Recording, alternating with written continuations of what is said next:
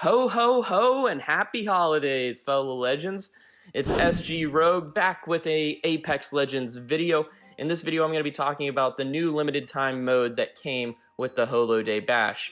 Now if you're not familiar with this event, it is a Mirage Town takeover and it's focused around capturing a train, and the mode's called Winter Express. So in this video I'm going to be talking about how you can win more games in this mode, and I'm going to give you the tips and tools that you need to just dominate the competition. The event's pretty confusing and I was able to figure it out very quickly, and so I wanted to bring you these tips first. So before we get into it, if you have not yet hit the subscribe button and turned on notifications, please be sure to do so. It would really help the channel out, and let's jump into it.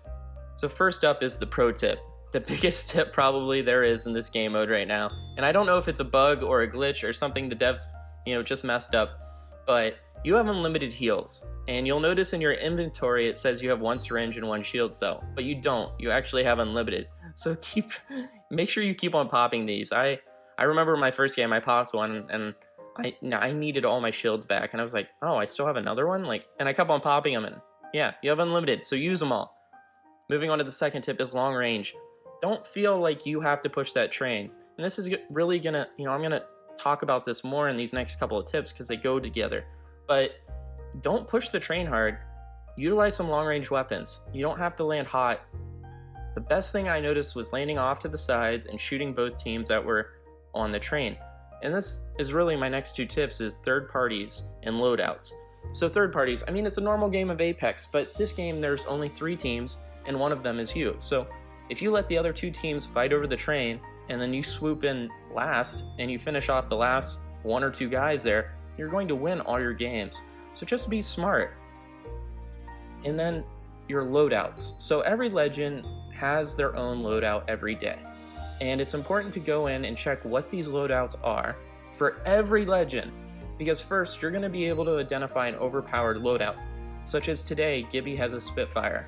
So come on guys, that's pretty OP. The arm shield, crouch, and a Spitfire. Especially with talking about long range and third partying, just so useful. The train is wide open, and that Spitfire just mows anybody down. But I suggest finding the loadout that you identify the most with, and then also trying to identify the one that's the outlier or the overpowered loadout with the overpowered legend. So just look for that. You're probably not going to be running your mains that often in this event, so just kind of get used to that.